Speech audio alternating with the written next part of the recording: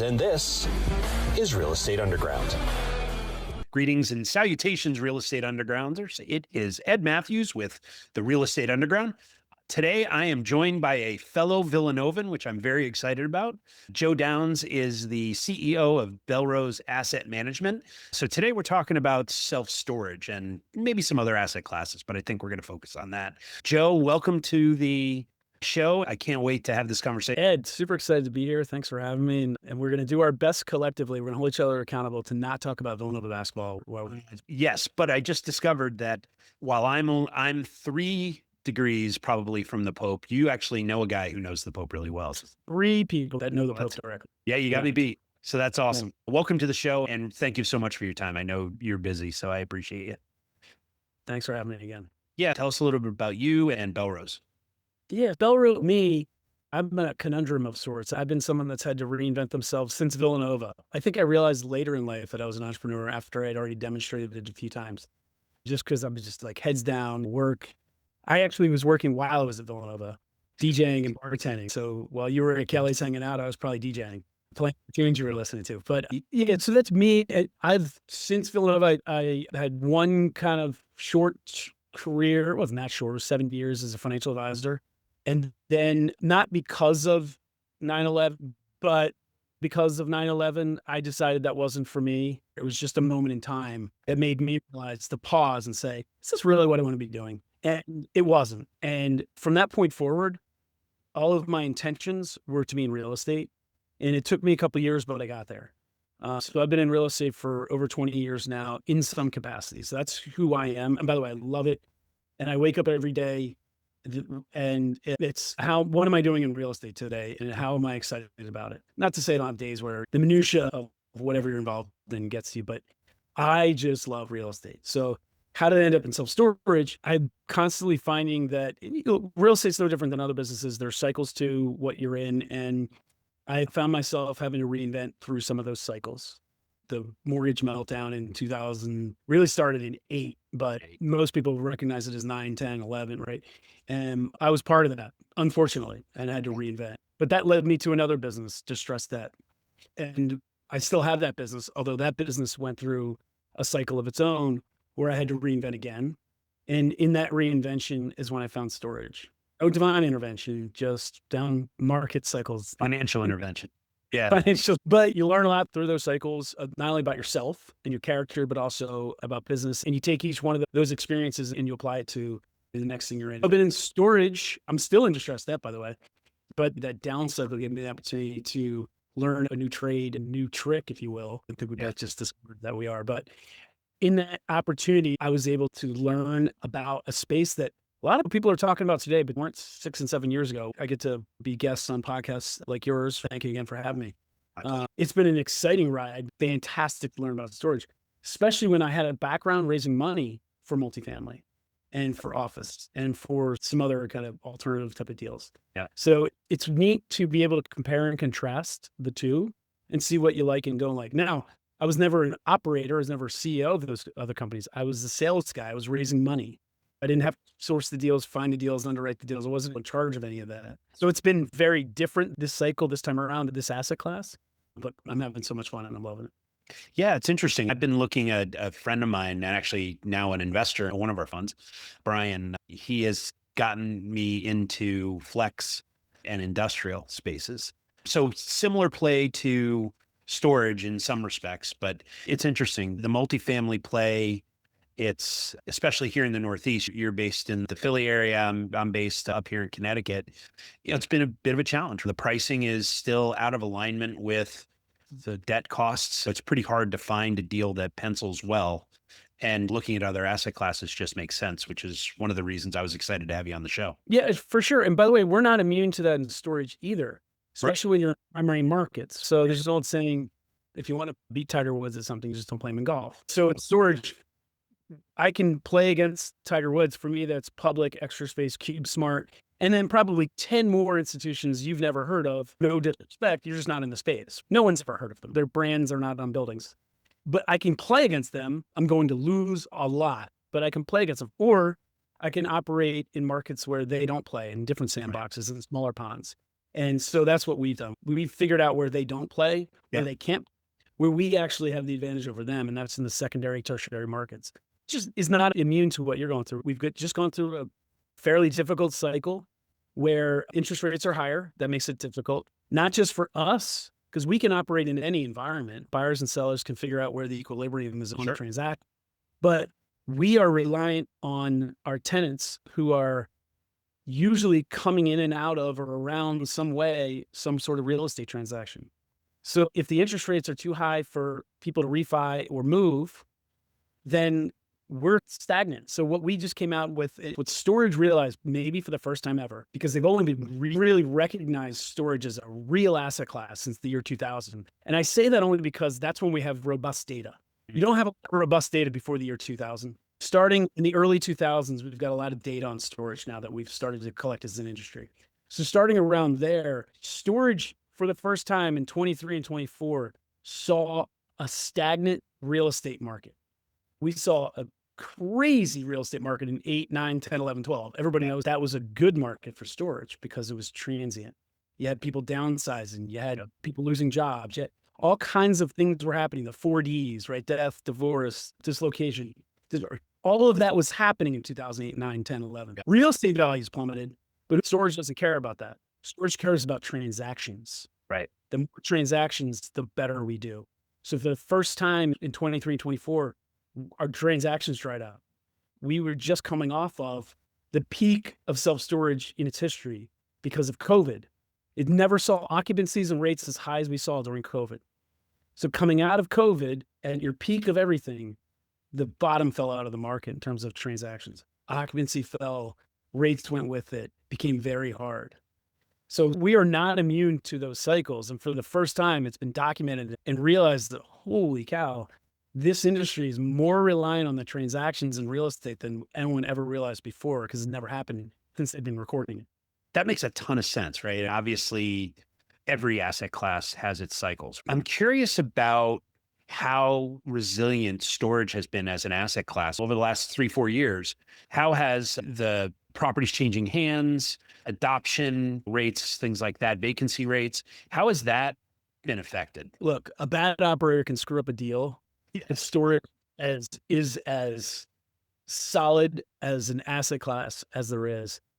The worst cycle it's ever seen, we just went through. Okay. So even during those years where multifamily got crushed and office, which is getting brutally crushed, right? Decimated, retail, decimated. Storage through its worst downturns was still the best commercial real estate asset class. Yeah. The industrial guys will make an argument that's the best asset class.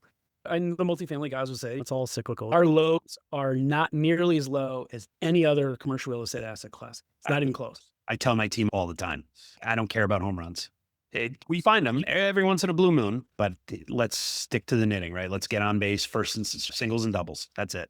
So generally speaking, to answer your question, we're very resilient. Even through this downturn, we're coming out okay. We got some bumps and bruises and it was difficult. And you had to operate the hell out of your facilities because it wasn't a buying game anymore. It was an operating game, right? Yeah. You had to watch your expenses and really market your facilities, and you're up against the REITs. We're tanking rates maybe in a market. And that's where we got hurt. We've acquired 20 facilities. 4 of them are in trouble. 1 of them was bad. 3 of them will be okay. The rest, fantastic. But all of them went through that, or almost all of them went through that cycle. Yeah. Most of them will come out perfectly fine. The ones where we're hurt, where we're feeling it the most, we also bought at the top of the market. Not because we overpaid. We paid the right amount in that market cycle. It's just part of the market cycle.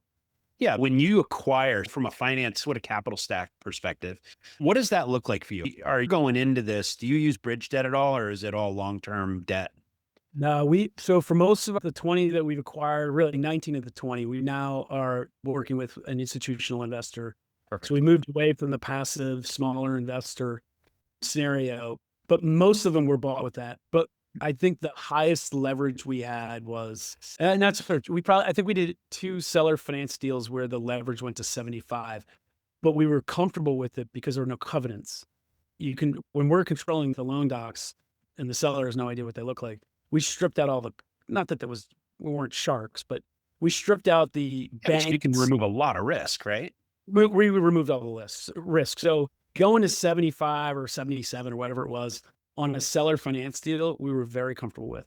The rest were all 65 LTV and everything else was equity. We put money in every deal and then we have investors in the deals. So yeah, so even the deals I'm talking about were struggling. Those were underwritten very conservatively.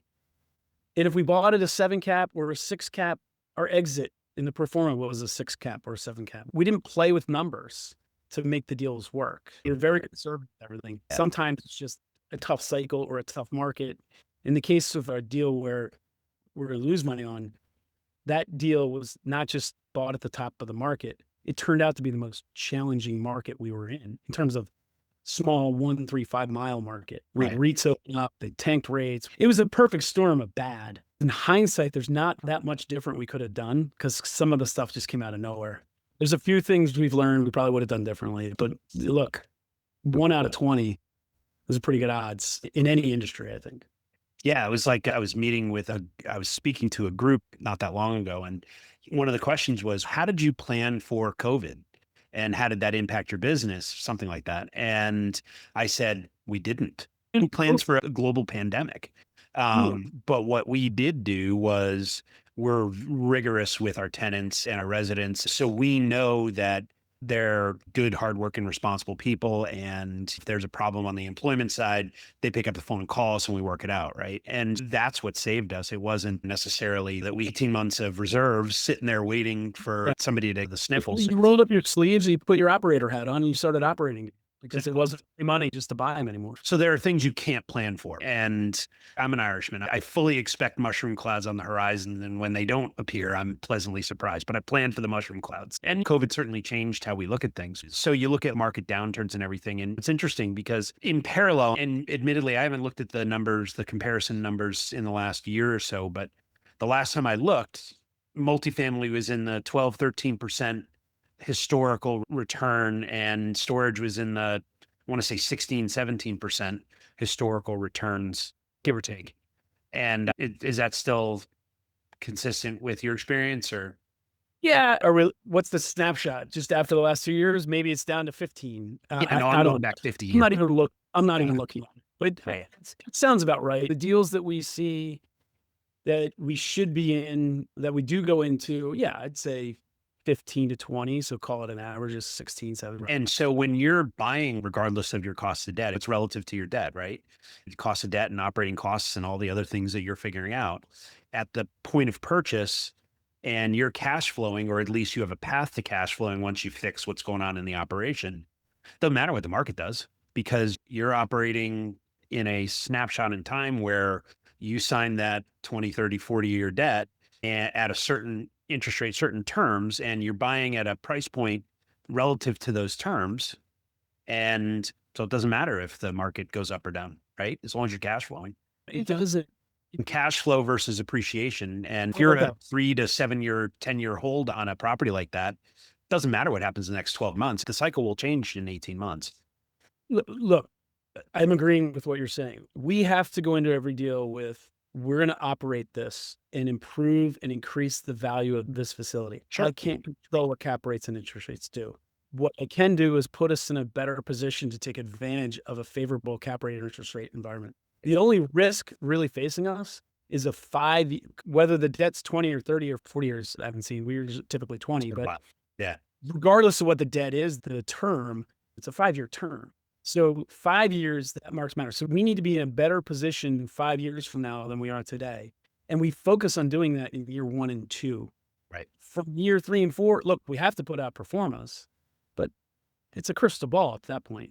We're focused on the next 24 months. That's our job, is to improve the value of this facility from day 1 of ownership to 24 month of ownership. Sure. And for us, the way we do that, what's maybe a lot different, I'm sure there's crossover in multifamily. One of the glaring differences is in multifamily, particularly if you're talking to an investor or whoever, you can physically see the changes you make. I'm assuming there's still Formica countertops out there and you're swapping them out for quartz of granite, whatever, right? Yep. You can do before and after pictures and say, look what we did and see how beautiful it is. And anyone can see the difference. That's harder for us to do with storage. The physical difference, if you took a picture of a before and after of a storage facility, 99 out of 100 people would not tell you the difference. I'll notice it. I'll notice that you added cameras and lighting and clean and maybe put a fence here and a sign there or something that no one, because it's not pretty. Right. The physical improvements where you smoothed out the gravel or added some gravel over here, you weeded. These are the physical improvements that we make. The value that we add is in the management. It's taking a mom and pop run facility and bringing it into the 21st century and delivering to whoever the buyer is. In our case, typically, we want the buyer to be some sort of institutional buyer, right? We're delivering them a turnkey facility that's operating the way that they operate. It's hard to visualize an upgrade in software. You drive by the facility, you don't know what software they're using, or if they're using it at all. Or a paper-based ledger of some sort. What I tell people is, regardless of the condition that we find the facility in from a management standpoint, when we're done with it, you can find it on your cell phone, rent a unit on your cell phone, set up your auto pay. We force you to on your cell phone. And we're adding a small little insurance to it as well. Nice. That's the main difference that you can tell when we're done with the facility after we take it over. We've brought it into the digital world. And then from there, there's marketing, website, all that stuff. But all of those are because that is the future. That's where our renters here and now, man. That's the now. Modernizing a storage business operation is so different in terms of the things you can do to affect the net operating income and profitability of that kind of business versus going in and using your example, going in and ripping out the Formica and adding granite and charging $100 more a month in rent. That's before, after. It's easy. I had a clubhouse and a pool, $1,200 a month. Right. Exactly right. You do that. Good. Let's get into the final five. I'm always curious about how leaders like yourself, how your brains work and what gets you out of bed on Monday morning. And I think about it in terms of you've been very successful. You run an excellent business. I have no doubt that it's very successful, and which means the college tuitions are probably already figured out. The mortgage is taken care of. The car payments are probably non-existent, right? You're good financially. And yet you still get out of bed on Monday morning and go to work and you're fired up to do it. So that tells me that's purpose, right? It's what gets me out of bed. I suspect it's what gets you out of bed on Monday to go to work. It also eliminates the Sunday, what do they call it? The Sunday horrors or the Sunday jitters, right? Because I'm fired up to go to work on Sunday afternoon. What gets you out of bed on Monday morning? What's your purpose? Yeah, the easy layup response is my family, right? Yeah. But to your point, because you cut my needs out from under me there saying, you're probably set up financially. Okay, fair. And you're right. There's plenty of money towards college, own multiple houses. We're in good financial shape for sure. Yep. So why do we keep doing? I'm actually up in the Poconos right now, and one of my partners just left. We're having an offsite meeting. He asked me that same question. All right, he's in a different financial situation than I am. He's almost 20 years younger. And I said, because I love this. This is exciting. I told you I want to start a podcast as well. Why? Because I'm passionate about it. I've got a lot of knowledge I want to share, and I realized I like sharing it. I actually teach storage. I learned storage through Scott & Byers Academy. I teach there now. I actually run the thing now. My company is responsible for all the student fulfillment, meaning we mentor and train all the students. We redesign the program. Yeah, we do everything now. My company does it. I'm actually taking it over as Scott takes a step back down the line. I don't even know if this is public knowledge right now, but I'm becoming more involved, let's say that, in the Scott Myers Academy. So why? And I'm an advocate. I'm a huge, big believer in, have you heard of Dan Sullivan, a strategic coach? He wrote the book, Who Now? Yeah. So I'm a strategic coach. I don't know what they call us. I'm a member. I go once a quarter up to Toronto, and we have a one-day workshop once a quarter. Dan and his leadership program has made me realize there's way more to life. I'm looking forward to working. Like, the word retirement means nothing to me. My wife says retirement. Like, what does that mean to you? I'm not going to stop working. I'm going to work less. I'm going to do what I want to do. But my goal, what I'm working now towards, is growing what we have, which is great. Growing my employees. I love watching them grow now. I'm focused on the next generation, which is my kids. So my one son, he'll be a sophomore at Mahama Prep, came to me over the summer. He wants to start a business. We're starting a business. I don't really have the bandwidth for it, but I'm helping him start an Amazon wholesale business. Cool. My daughter's a dancer. She's into some other stuff. I got my other son they're both lacrosse players.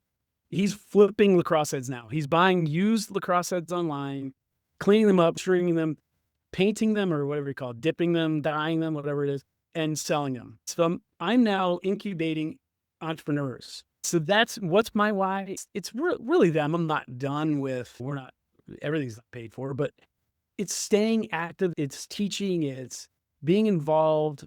And I'm doing it also because I'm going to be doing it for the next generation. And it's fun. I love it. Couldn't agree I more. love sharing stories Yeah, and it is. learning people. So what would I do if I wasn't doing it? A buddy of mine, actually a fellow Villanovan, Jack Flood, he had said, "Hey, at what point are you going to retire?" I'm like, "Never. I'm having too much. Why would I do that? Will I be doing 10 deals, 20 deals a year? No. When I'm 80 years old, I might do one. I won't be the CEO of my company in a couple of No. years. And that I can't wait for that. I'm Yeah. looking forward to that next chapter. Yeah. I think we're both similar age. We're both looking for that emeritus title after our name. So that'd be cool. I had to learn how to spell it first, but yeah. I was hoping you might be able to help me out with that, but thank God for ChatGPT. So I'm always curious about mentors and coaches that you've had in your life. You mentioned that you're doing that for other people. I'm curious about the best advice you ever got and who gave it to you. I'm going to go with, there's been so many little good ones, but I'm going to go back to strategic coach for this because it wasn't one eye-opening. I could probably just lean on the book Who Not How, but there's so much more to that book that you get when you go to the strategic coach. You really understand what's behind that book. The Who Not How is not about delegation. It's about recognizing there are people better suited to do whatever the task at hand that needs to be done. Yeah. I'll give you one. I could design a website. There are tutorials out there. We could even now use ChatGPT to help us. We could go through all the prompts and set up. You and I are smart enough to do that. Should we be doing it? Nope. Or should we be paying someone else to do it? Because where is our time better spent? What is our unique ability? My unique ability is talking to people. It's educating people. It's motivating people. It's triaging things and pulling stuff together. It's not tasks that are, however big or small. It's not running out step 1 through step 100, which is what it would take to build a website. That's not my unique ability. So the best advice I've ever been given started with the book Not How, which talks about your unique ability in there a lot, but at a high level, you really dive into it as a strategic coach. It's been learning to embrace the fact that we all have unique abilities and we should really focus on ours. And when something falls out of our unique ability, find your who. Yep. Don't figure out how to do it. Find your who's going to do it, because and that who, it better be their unique ability, fall within the scope of their unique ability. To me, that's honestly the best advice. It wasn't like one statement. It wasn't something I read. It was an amalgamation of realizations from a book to coaching classes. Right on. Yeah. I mean, I agree with you that that's not a delegation book. That's a book on scaling. Right. And that's an entirely different concept and effort. And one of my favorites, as a matter of fact. We'll make sure that we put a link in the show notes to that book, because if you haven't read it, you need to.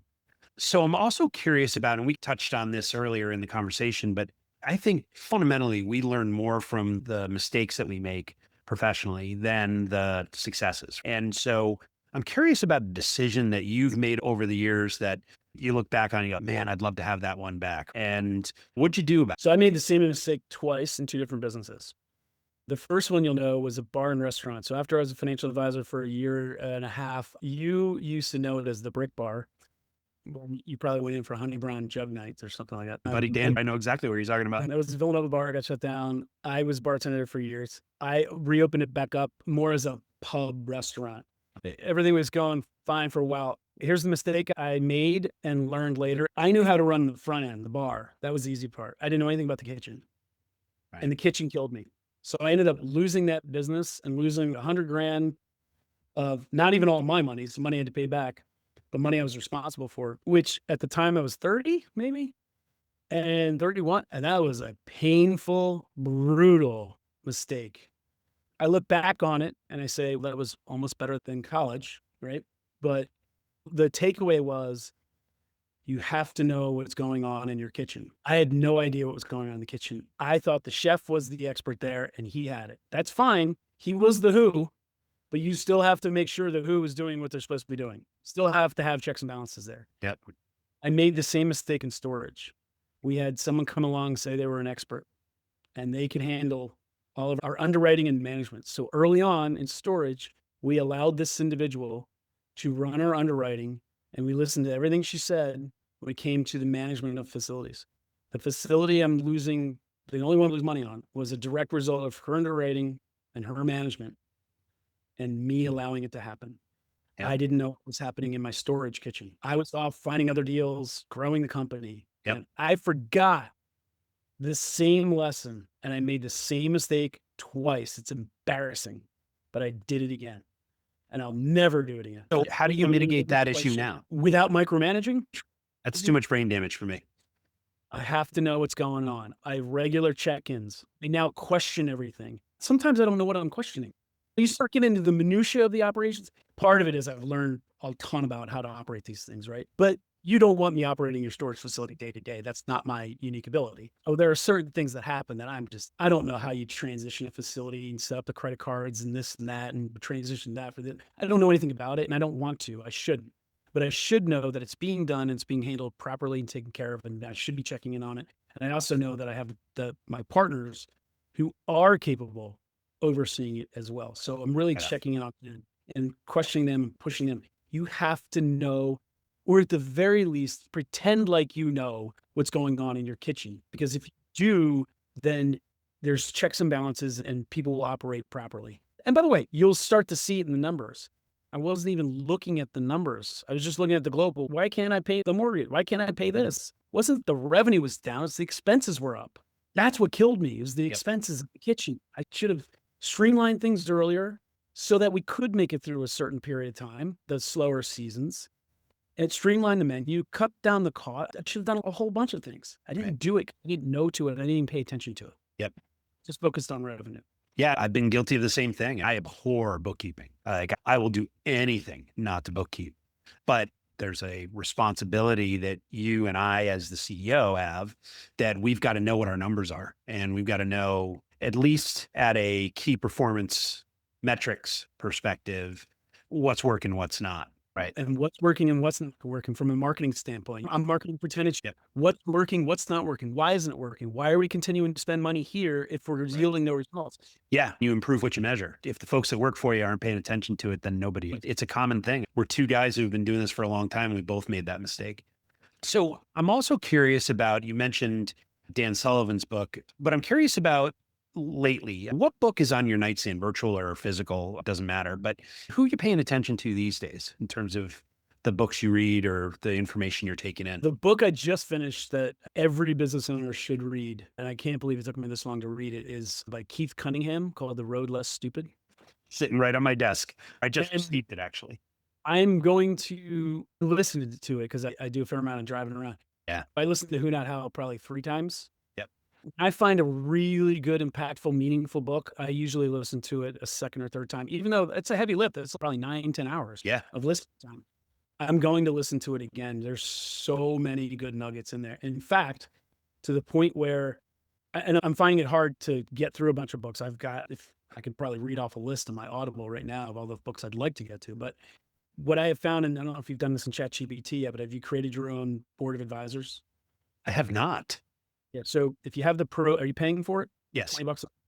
So you can go into create a GPT and you can actually ask GPT first, how do I create my own board of advisors? And then I'll tell you how to create a GPT, but you can go in and create a board of advisors you can ask questions to. So like on my board of advisors, I have Warren Buffett, Keith Cunningham, Charlie Munger, Elon Musk, Richard Branson, Kobe Bryant, Marcus Aurelius. Yeah. Whether they're alive or dead, it doesn't matter. The GPT will already searches their entire life's work, everything they've published that they can get its hands on. And then when you ask it the question or for advice, it will give you every single person, every one on your board's suggestion, as well as an example. Like for Charlie Munger will tell you about, I would do this. It reminds me of this time at See's Candy, which is a famous company that they own for when we had this happen, and this is how we handle it. Or Keith Cunningham. So I'm still reading books, and that's what is top of mind for me. I don't even know what's next in my Audible. Probably The Road Less Stupid again. But if you're asking the question is, what's top of mind? What's your go-to next? That's actually my go-to. I'm learning more from them. And then the other really neat AI hack I'm going to give you right now, because it feels like this is where it fits. I'm paying for all the AIs right now. So I'm also paying for Grok. But Grok, you can have a conversation with. So Grok was the Elon Musk's at $20 a month. You full on voice mode. You put your earbuds in or you're driving or whatever. You can have full on conversations. You talked about you're in Flex Industrial. Your buddy got you in Flex Industrial. So storage, self-storage is what brought me here. We're also developing pro storage, which is because we recognize there's so many derivatives of storage. There's so many needs and paradigm shifts happening in the world in general. Yeah. Pro storage is the storage version of Flex Industrial. It's B2B storage. So the same potential customer who would rent 1,000 square foot unit of Flex Industrial would also potentially rent a pro storage unit, which would be 1,000 square feet, look and feel the same. It's just month to month versus a 3-year lease. So tell me more about pro storage. I have a preconceived notion but I don't want to, you're about to tell me. Your notion is probably correct. So self-storage is B2C. I have a storage facility. Ed Matthews rents a 10 by 10 and stores all of his life's treasures in there, which is junk, right? Yep. Pro storage is for business owners. Okay. Like contractors. Contractors, for sure. Storage facility in Wilmington, North Carolina, when we bought it, it was different than all the rest. And I'm skipping over the whole story because of time, but we have 60,000 square feet of business owners. And the unit sizes are 500 square feet to 1,000 square feet. Yeah. The 2-bedroom apartment of self-storage is the 10 by 10. It's 100 square feet. The 2-bedroom apartment of pro storage, which again is just like Flex Industrial space, might be 750 square feet. The middle ground, 500, 750, 1,000. They'll come in different sizes, but point. So it's contractors, business owners. Doesn't have to be a contractor. Think about a catering company. What do you need? You need an office, probably in a retail center where you pitch, you sell the nice looking office with the pictures of the events, and you sell the bride and groom. They come in, they select the flowers, they select that food, they select the, what don't you, that's $25-$30 a square foot retail, right? What don't you need to pay $25 or $30 a foot for? To store your racks of glasses and dishes and tables and chairs. You need industrial flex space for that, right? So it's not just for contractors, it's for business owners, furniture stores with extra inventory, whatever. We're also seeing businesses pop up now because of, look, we're all changing. The paradigm shift I'm referring to is how we consume order goods now. Yep. Perishable, we go to the store. Actually, not necessarily because we got Amazon Fresh now, but everything else is delivered to our house. It's changing distribution centers. It's last mile. You've heard of last mile warehouse. Oh, yeah. That's so that they can get you whatever you ordered by tomorrow. Here, you want a stat that'll blow your mind? And this is why Flex Industrial is going to do well and Pro Storage is going to do well. Right now. So Walmart and Amazon are the 2 largest online retailers, right? They're the 2 biggest that are gobbling all the space. And they're gobbling up all the space that's already existing, the smaller warehouses, which is displacing all of the former tenants, contractors, HVAC companies, whatever. They're all getting displaced because the rents have doubled, because their space is in demand. Why? Because today, Walmart and Amazon know, this is August 7th, 2025. Walmart and Amazon know right now today, if they cannot deliver a product to you by tomorrow, they're losing 25% of their sales. A year from now, they expect that same 25% loss to occur if they can't deliver it to you same day. We as consumers will not accept anything less than tomorrow. So to get you whatever the hell you're going to order next, and I don't know what that is, they have to have it within a day's drive of your house and really within an hour or two. To be, kid's going to be successful. He beat me down and beat me down. Dad, this one doesn't do it. It doesn't clamp. It doesn't hurt the paint. I said, go ahead, order it. I didn't even know he was doing it in the car. He did in the car. Came home that night. Dad, 6 o'clock at night. Doesn't hurt the door jambs. So you already have the pull-up bar? Think about that. There was a pull-up bar within 2 hours of my house. A pull-up bar.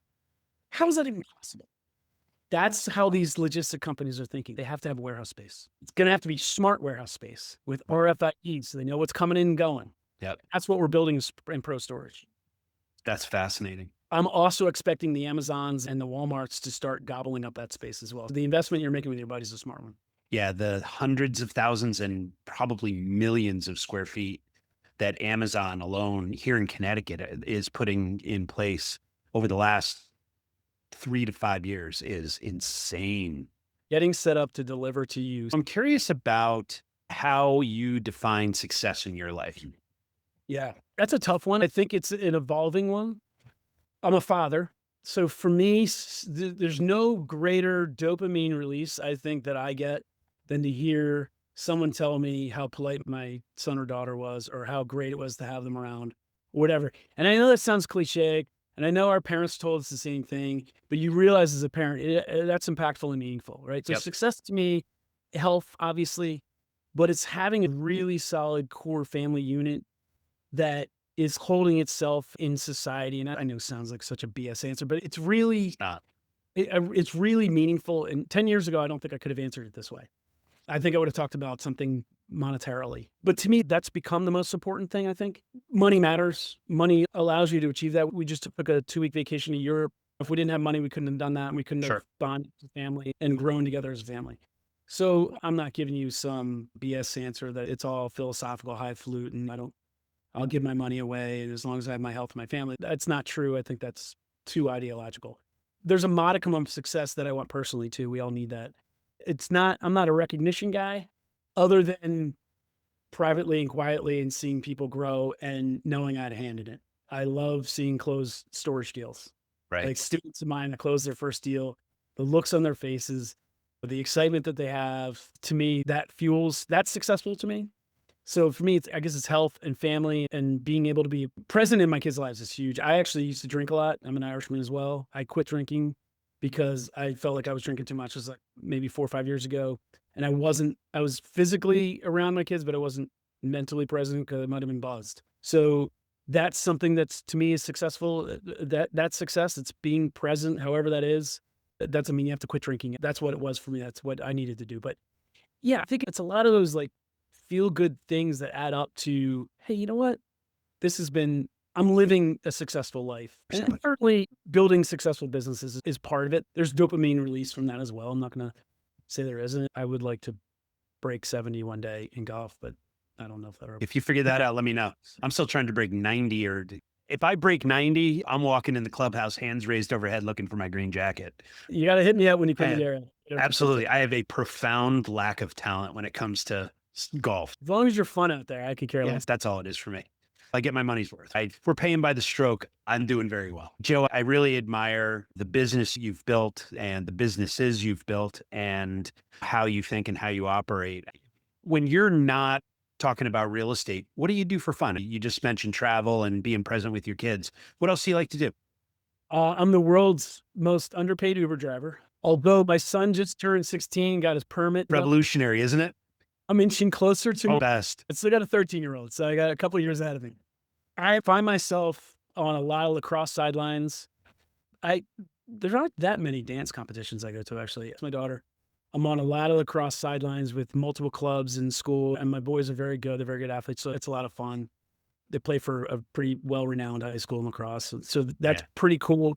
Golf, obviously, is what I'm doing. I'm not doing that. And then my wife and I have a couple short-term rental properties, Airbnbs, Poconos, the Jersey Shore, tinkering with that stuff and other. He said when I don't have my real estate price. I guess it's I'm head first into kids and then golf if I have time on the side for that. Yeah, my kids are swimmers and a softball player. Oh. I used to joke with somebody that swimming meets was 8 hours of sitting for 2 minutes of swimming. She'd be in the water for a minute in the beginning of the match, and then somewhere in the middle, she'd swim for another 30 seconds. And then at the end, she was part of the relay. And so we were there for 8 hours. I was never better read than during those years when she was swimming, because it's just exciting 2 minutes though. Oh, it was phenomenal, right? But the 4 hours in between, I had my nose in a book and my wife would elbow me and, hey, Katie's on the block, let's go. With Mags, it's softball. We're either in the car or on a plane, chasing her around, watching her play ball. I imagine there's some good reading. I'm a former baseball player and a softball coach, so I'm really into the whole strategy and all that. And so I really enjoy it. But swimming, I didn't know anything about. So that was just me cheering my daughter. That's me with dance. So you get maybe 3 or 4 2-minute routines and 9 hours of other girls dancing in between. So how can people learn more about Belrose Asset Management or get in touch with you? Email's probably the best way. My email is joe@belroseam.com. So BELROSE, A as an asset, M as in management.com is the best way. Awesome. Wait, I'm amazed at all the people that don't reach out of fear. Shoot me an email if you're interested in storage or want direction. We don't have passive investors anymore, but if you're interested, I can point you in the right direction if you're interested, whether you want to buy storage or learn more about storage, or come to Scott Meyer's Academy where I'll be and teach.